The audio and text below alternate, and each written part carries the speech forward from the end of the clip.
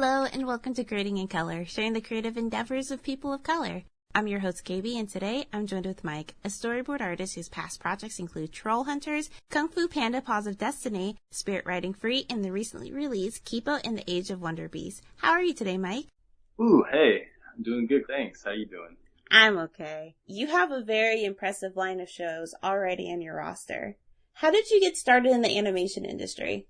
I started in graphic design originally, and then left Texas to come here and study what I thought was going to be art for video games, because I really love my games. Yeah, after going to Concept Design Academy in Pasadena, shout out to Kevin Chen for making an amazing school. I took a bunch of classes there, and then settled on storyboard because I really liked, making my own little movies and stuff. Fast forward, that was 2010 when I moved to LA. It took me I think 5 years to actually get my first gig at DreamWorks. But I had done freelance here and there, doing character design or some advertising stuff that needed drawing. But yeah, just starting to kind of freak out. I got my portfolio. I'm getting all these freelance gigs. Why can't I get a normal studio gig? What's the deal? And then finally, it was after having gone to, the CTN. I showed my portfolio to Chris Palmer. Huge shout out to Chris Palmer. He's a phenomenal storyboard artist. And he looked at my, I had a board called Minotaur, which is about this baby Minotaur and a Greek magic kind of action board. So he liked it, and then I think a couple months after that, he passed my info along, and I interviewed at DreamWorks for Troll Hunters. Wow, that's so cool! Yeah. That also sounds very adorable, Minotaur. Yeah, I really like those characters. It was a really cool little story that I may revisit at some point. You will have to let us know once you do, because I want to see it, so. Yeah, for sure. And I don't know if I have the book here, but there's actually my point of inspiration for that story was this comic book called The Young Minotaur. The author is Gabriele Pinacciolio, and he is just ridiculous, appealing drawings and great storytelling. Anyway, little sidetrack there. It's very interesting, actually, because you basically seemed like you always wanted to be an artist. You just took a career shift in the middle of it. Yeah, that's for sure true. I think because my stepdad was an artist, a fine artist, painter, and sculptor. And when you're lucky enough to grow up with lots of good art in the house, that's amazing. But also older and started getting to think about college, I started to see how much my dad struggled with money, and parents would fight about money. There's just when you see a parent who's an artist, in this case, struggling with money because they live for their passion, it can be a tough thing to see, and all the stress that it creates. So when I went into college, I did not want to, I chose graphic design because I didn't want to have to struggle financially. It's true, you get a paycheck and you get to flex your creative muscles every now and then, but the reason I had to go back and come back to art and animation is because I just really loved drawing and storytelling. I'm sure there are some lucky graphic designers out there that get to do all that, but I think it's the majority of graphic designers are pushing pixels and prettying up marketing materials or corporate materials of some kind. And I have friends that are amazing graphic designers, and they do amazing work, and they are so good that they get to choose their clients, so they don't have to do this corporate thing. But I just straight up knew I wasn't going to be that good at graphic design, and my heart wasn't totally in it. So I say I had to follow my passion there and pursue art again. So that was kind of the roundabout way back into art. Do you think, because you mentioned that you originally came out to LA to study video game art, but found a way into animation instead. There's storyboarding for video games too, right? Yeah, in fact, I would still like to work for a game company, like all of those Blizzard shorts are like incredible, moving bits of story. I love that stuff. You know, to some degree, I still feel like I'm little Mike on a Saturday morning playing video games or watching cartoons, except that like now I'm actually involved in, you know, making that cool stuff for like the other little Mike that's out there right now. I would still love to be able to work in video games and like some sort of passion project that I think is just like a dope game and that'll like make a lot of kids happy. Oh, that's so sweet. Yeah, I mean, and for, you know, hopefully my kids too, you know, someday I want to have some kids and like share drawing and all the cartoons that I make with so they can enjoy them. Do you feel in order to be successful in the animation industry, you need to be an artist? And also, since you were a graphic designer, do you feel like there's a way for someone who isn't an artist to be successful in that sort of industry? So, yeah, I definitely think that like you need to have a passion for art or storytelling to make it as in animation. The other half of your question is about like graphic design, and so what was that part again? If you have to be an artist in order to be successful in like the realm of graphic design, because I don't have a lot of experience working in graphic design, so I don't know exactly what industry that sits in outside of like some people just doing freelance work. I see. Yeah.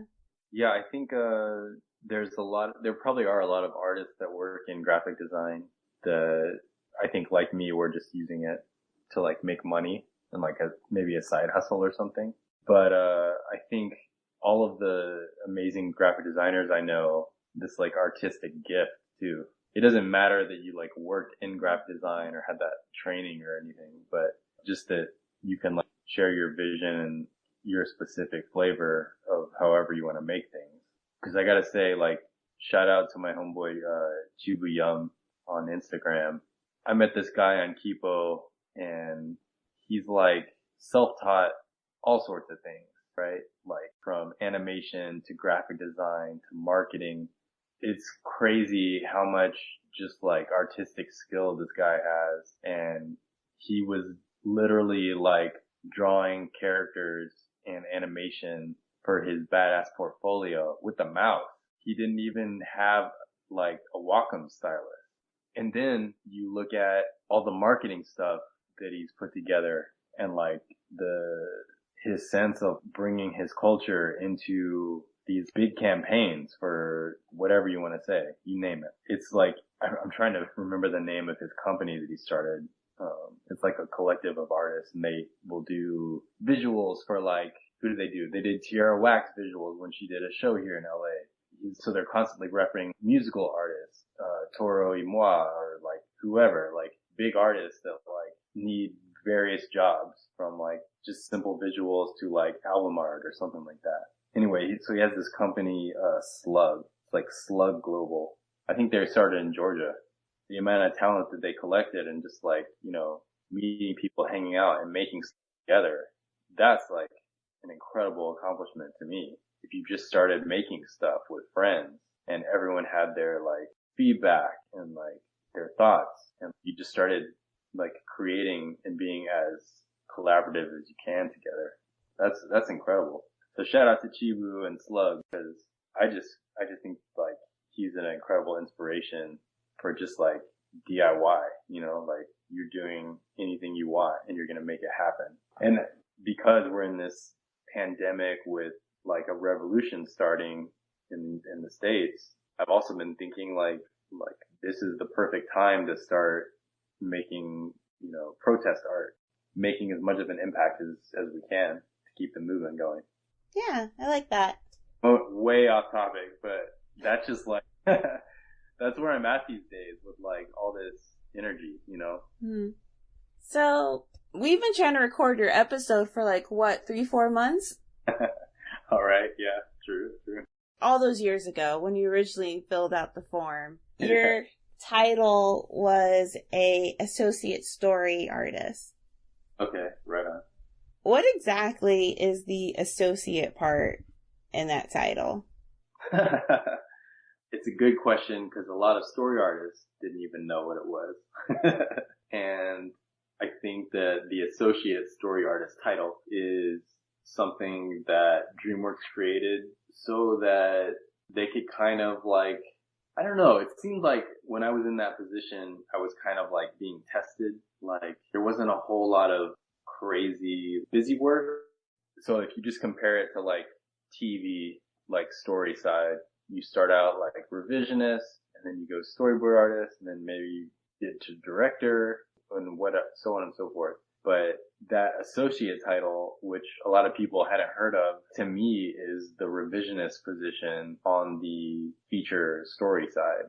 But I mean, maybe because I'm too old to like get a trainee position or something. Essentially, I was doing the work, but maybe it's just a position they give you to like test what you were doing. Actually, you know, DreamWorks had a really cool position, I think, on the story side for TV and feature, and that they had those ninja positions, which was someone who was kind of like hopping in between productions to like help with their, maybe someone's really good at action, but their part is done on a feature. They can go to the next show and do like some action. So like maybe that's what the associate was also, because I got to try working on Puss in Boots 2, which was announced, and also Crude 2, which I think is coming out later this year. Yeah, and to me that was super cool because like I'm meeting a bunch of different people, like, and making more contacts and just, you know, getting to know more people. So yeah, that was cool. So basically they kept you busy. Yeah, for sure. Yeah. I think that's probably why. Like, I think I canceled once because I hadn't slept or something, right? I don't know what it was. I mean, that seems like a good reason to cancel. You need sleep. Yeah, that's story life. So speaking of that story life, what does your daily routine look like? Daily routine, usually wake up around 8 and get right to yoga because my family has really bad lower backs, and it's essential that I do yoga just so that I can, you know, draw all day and like spine moving correctly. Like literally, like I have to pop my different spinal columns so that my spine is working correctly. Otherwise, I'm just in pain. And especially now that we're in pandemic and I can't do jujitsu, it's like I was fine for like the first month, and then second month crept up, and I'm like, oh shit, like my back is really starting to be sore when I wake up in the morning. As a storyboard artist, the drawing time adds up. You're working 50, maybe 60 hours before the deadline. So gotta like keep my back healthy. So that's my main essential morning routine start. And then from there, do some warm up drawing before I actually start thumbnailing or doing clean drawings. And that's just like, you know, doodle for myself and maybe study a little anatomy or something for a bit before I start the day. Cause the thing is, like, I used to love going to figure drawing, but all that data and all those forms and things are really useful, of course, as an artist, but you start to lose that as when you don't go to figure drawing or you don't do enough practice or study on your own. So I think it's really important to start out doing some studies before you start drawing. Stop work around 7 or so, unless, you know, deadline week. So usually if it's not crazy, I do something fun at night. But yeah, deadline week is like, hopefully you got like more than 5 hours of sleep, and then you draw frantically until 7. You take your break like half an hour, maybe an hour if like my girlfriend's like, hell no, you're like gonna come spend some time with me. So yeah, maybe I get a good hour of dinner time and like connecting with her on a deadline week. And then it's like straight back to drawing until like 1 or 2 a.m., whatever. And then repeat for 1 to 2 weeks. Dang, that's crazy. Yeah.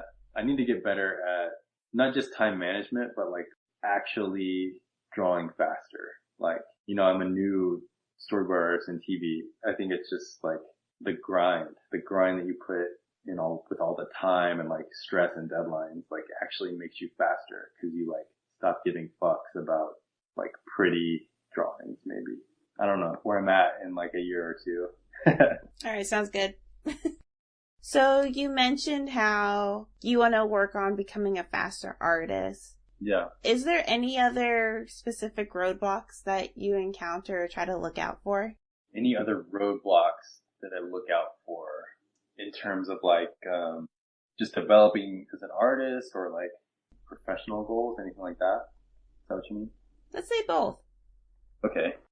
I think one thing I wanted to mention is that like for a long time I was like, I mentioned figure drawing. I was like obsessed with kind of like getting super good at the figure and like making these beautiful works of art. Also like kind of like got in the way for like my development in terms of, especially in terms of animation. Like if you want to work in animation as a storyboard artist or designer, I really feel like it's important to know how things move and how you can animate things. And so for a long time, I was just like kind of like using figure drawing, I think, as a crutch. So yeah, I got pretty good at figure drawing and I do love it. And like maybe I'll teach it one day, but I know so many people that like maybe didn't, spend time figure drawing, but they did like some animation too. And they got their first story, like so many people got their first, storyboard revisionist gig before me. Like I started to think like, man, maybe I'm just not like gonna make this happen or whatever. But I think that because I was like focusing on the wrong thing, like maybe I was doing more like design than actual like boarding, or like sketches or like fan art. Like I do love doing that stuff, but like the people that were like more serious about boarding, like got their first gig before me. So I think in terms of like things that I need to focus on, that's like a part of it is like keeping my goals in mind. Like I got the storyboard position, but like, do I really want to go the director route, or do I want to like go comics and like have the freedom to make my own like stories and like, create my own world and stuff?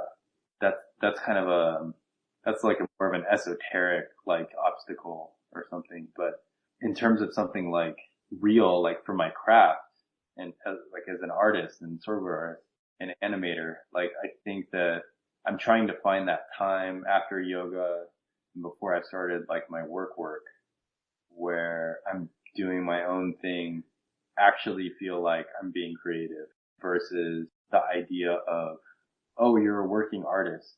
That's so creative.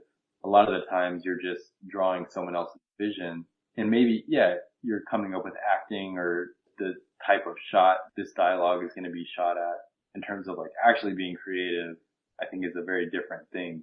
I think that obstacle is finding the time to actually use your mind and see what comes out of you naturally, because a lot of the people that I admire, online that are amazing artists, like they were like really prolific. And I see this thing a lot from Instagram artists or whatever, like people that have tons of followers, like they're just kind of stuck in like an appealing like type of design that they've developed, like a design sense they developed. Like honestly, like it wasn't until recently with like Art for Floyd or like Black Lives Matter and all this like protest art that I really started to see artists move away from just doing fan art and like actually using their creative talents to say something meaningful. Shit, I think like there's really funny, like cute stuff that came out of like Mermaid in the past few years, but like, what does that fucking matter when like we can actually use our talents to gain equal rights and, like help families? So yeah, I think that's another obstacle that is important to me in overcoming. Yeah. Besides Concept Design Academy in Pasadena, are there any other support or resources you would recommend for anyone trying to break in? Yeah, I think, well, definitely if you're in LA, there's so many schools that you can go to. There's so many online resources now that are really doing great content. In fact, there was a DreamWorks storyboard artist animator that I think, gave an online class. What was it? It was, it's not CGMA, but it's the, what's that concept art school in, Hollywood? They have like a big like compound, of like their school. And it's on like Cahuenga or something. Yeah, any online resource from like the creator of Kipo, Rad Secrist, he has his school. I think it's Rad How To School or something. And he teaches storyboard, he teaches simplified anatomy for animation, and he also does like a pitch class. So if you have your idea, you want to pitch it, it's like a 10-week or 6-week class to like get that ready. Also, my figure drawing instructor, Kirk Shinmoto, is like amazing, and he has a school that he started online. Something like Kirk Draws or something. I'll have to find it. I think Schoolism is also a good resource. Bobby Chu School. They get really great people to teach their online classes that I really wanted to take, like gesture drawing with, all of these like Pixar badass guys. Yeah, I'll have to find Kurt's figure drawing workshop. I think it's thekirkshop.com/analytical. He does analytical figure drawing, gesture drawing, figure drawing instructor at Art Center when I first started to, so Kirk Shinmoto was the figure drawing, instructor at Art Center when I like first got here to LA and started studying art again. And this dude was like, he's this little like Japanese, like Hawaiian dude, kind of looks like Toad from Mario. That was the shape of his haircut at the time. And he had these like big Coke bottle glasses. And you see this, he was probably, like 24 at the time, and I was like 30. You see his drawings, and they are just so beautifully, like classically done. Or he'll just switch it up on you and go like forced perspective anime or whatever. Like, this guy's brain is insane and should learn figure drawing or something from him. So yeah, thekirkshop.com. Get your art. Thank you. So, what was your upbringing like? My upbringing? Well, I grew up in Texas and, basically spent time between my dad and my mom's, cause they were separated when I was, pretty young. So basically just going in between, households and drawing a lot.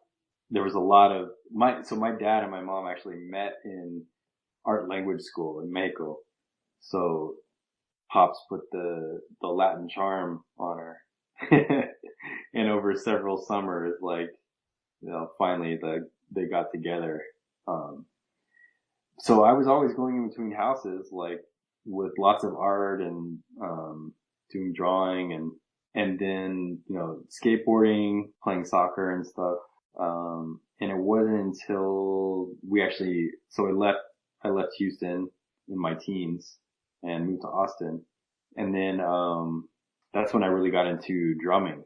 Cause when I moved, like one of the kids down the street had a drum set and he and his buddies had a band and stuff. So I started drumming a lot and, I did that, up until even after college. I thought I might want to play drums for bands or maybe be a producer or something. But then, I guess one of the main reasons why I didn't go on that path is that I kind of blew out my wrist from drumming. I was just playing too much and, started to get carpal tunnel, switched to art, which also gives you carpal tunnel. But, it was easier. I think, since I had drawn so much growing up, it was just easier to get back into this thing that I also loved. So. Cool. We had another guest on our show, actually our very first guest, Sam, who also is a drummer. She does taiko drumming as a hobby. Have you ever considered maybe doing taiko drumming? I have considered taiko drumming. Taiko could be cool. I don't know. It seems like it's hard to get into that, right? I don't know. This isn't taikoing in color, so I don't know. But it's kind of cool because there's another drummer on the show. Yeah. Cool. Did you study any other kind of percussion instruments? Yeah, so I did, I did marimba also, which I really liked. And yeah, drums, marimba, and those were probably my favorites. Yeah, drum set are just so much fun. I guess part of the reason why I decided to bring that up is because I also used to be a drummer. Oh, what? Yeah. You play? I was a drummer mainly in orchestra band. So I did snare and bass in the symphony, and I learned how to play the xylophone and bells because no one else that was a percussionist wanted to learn. Oh yeah, if you were playing bells, you lost a bet. I liked them because they sounded like music that would be in like a fantasy movie or something. Yeah, that's cool. I like the bells too. You can do really cool stuff. Mm-hmm. But I did also have to play the triangle, and that's just dumb. Yeah. Can I hit it now? How about now? Yeah, I'm so nervous I can't play in tempo. And then your triangle goes, oh man, your big moment. Yeah. Okay, so outside of work and yoga and jiu-jitsu and drumming, what other kind of hobbies, side hustles, or interests do you engage in? I would say outside of those, I had thought about doing like just like some fashion and clothing stuff. I always thought that would be really cool. And I got a mannequin like bust so that I can like put designs onto t-shirts and stuff. So that's like a really small little thing. But I also really like gardening when I can because I grew up gardening. And like my mom and I had like a really little 10 or 15 foot garden when we lived in Houston. And so that's something I always really liked doing. And I would love to do again if I have a house or a plot. Maybe a community garden. It would be great. There's an empty building next door that's been vacant and like dilapidated since '84. And I want to like write the city and be like, yo, can we finally like tear this fucker down and make a community garden? So anyway, yeah, that would be great to garden some more. That'd be so cool. Yeah. Write them. I know. Like, it's been there for like almost 30 years. It's crazy. It's time for a change. In more ways than one. Oh yeah. Oh my god. Defund the police and make this community garden happen. Yes. What do you feel are the next steps in your journey? That's a good question. I think my girlfriend and I, Mihei, we're making our poly comic. So our comic about our transition from monogamy to polyamory. So I'm really excited about that. So I think that hopefully there will be more time when I can actually work on that story of ours to make it a graphic novel and an online comic. And besides from like comics and like artistic stuff, I would also just really like to like travel more and like feel like the true freedom of being out of this pandemic and like the fear. We used to not live in like fear of going outside. And there were like countless times during that period pre-pandemic when I was like, I'm going to go on a vacation. And I would say that and like not do it. And like, I've always wanted to go here, here, here, and here. And I like didn't do it. Plans and goals are to make my own stuff and travel more. Those are both very good. Okay. Now is the time for rapid questions. Shit. I'm going to say something. I'm going to ask you a series of this or that or yes or no questions, and you answer as soon as possible. Are you ready? I'm ready. Cool. I'm not. Give me a second. Okay, you know what? I'm just going to pull some questions out of my head. Okay, cool. Okay. Favorite type of music? Oh, Quick. Hip hop. Hip hop or R&B? It's hip hop. Well, hip hop or rap? No, it's hip hop. Rap is close, but hip hop, yeah. I think in general. That was tough. That was only the first question. It's a tough one. Tough one for me. I love music. Favorite Okay. season? Favorite season? Well, we only have one season here, so probably, I think it's spring. Spring. Faster! Okay. It's spring. rapid questions, not take your time questions. Okay. Got it. Favorite seasoning? Seasoning? Yeah. Like, it has to be a spice? Whatever you use for seasoning. Frank's Red Hot. Okay. I think I use that every day. Put that shit on everything. Every day. Hey, Bill. Are you a good singer? No, I used to be a good singer, though, until I went through what they call puberty. Yeah. I lost my angelic voice. Yeah, I hate when that happens. Coffee or tea? Coffee. Cake or pie? Oh, you're horrible. Pie. That's cruel. Sorry. Especially if you throw in pizza, though, into the pie category. Okay, then dessert pie or pizza pie? Ugh, so cruel. Dessert pie. No. Yeah. No. See, I don't know. Dang, so much inner conflict. Yeah. Cats or dogs? Dogs. Oh, that was a quick answer. I don't want a cat taking their aggression out on my pillow. Oh yeah, you hate cats. That's right. It's just, there are some mean cats out there. Passive aggressive cats. Oh, my cat's the sweetest boy. Follow him on Instagram. Plenty of people have sweet cats, but then there's always like this crazy cat. It's crazy with passion. In fact, Kirk Shinmoto's cat, shout out again to Kirk's online school, but his cat is this adorable, like, it's not a flat nose, I forget, but it is so sweet to him, and it's like this maniacal merging to everyone else, to the point of like, it like comes up to you and acts all sweet, and then at the moment you're like, oh, we're cool then, and you try and pet it, it like takes a finger. That's scary. Give me a number between 1 and 26. 23? Give me a word that starts with the letter R. R? Yeah. Roids. What? I don't know. Give me an actual word that exists that starts with the letter R.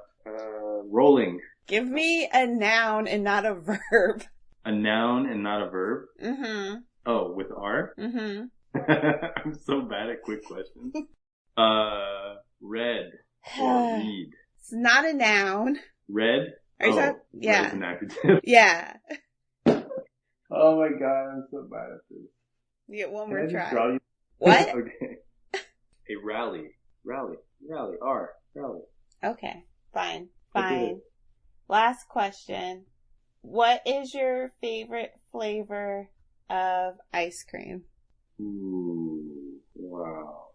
Mint chocolate chip. All right. Yeah. Well done. You made it through rapid questions very slowly and at your own pace. And dropping another shout out. Yeah. Thank you so much, Mike, for speaking with us today. It's been a pleasure. Do you have any social media or websites you'd like to share? My Instagram is MikeLowArt, and yeah, everyone be safe, and let's do this. Let's put in the work. Let's protest. Okay. Let's do this. Yeah. And thank you, the listener, for tuning in. Please follow Creating in Color on Instagram and Twitter, and feel free to submit any questions for upcoming guests through our social media or our email, creatingincolorcast@gmail.com. We do have a background designer coming on for our next episode, so send those questions in. If you're interested in following me, you can find me on Instagram and YouTube at Maybe It's Kaybe. Thanks to Namekaze for creating the song for our podcast. If you're interested in more of his music, you can find it at his SoundCloud at soundcloud.com/Namekaze. That's Namikaze. And I'd like to officially welcome our brand new editor, Blaze. If you're interested in following him, he has a Twitch account at twitch.tv/BlazeTheBrawler. Since Created in Color is a new podcast, we appreciate any word of mouth or even helping to push our hashtag on social media, #CreatingInColorCast. Before we wrap up, do you have any departing words of wisdom for everyone listening? Yeah, I would say keep at it, work hard, and be good to each other. I like that. Those are very good words of wisdom. Cool. Thank you so much. This has been Creating in Color. Keep striving, keep trying, keep creating. Thanks for listening. Bye. Bye.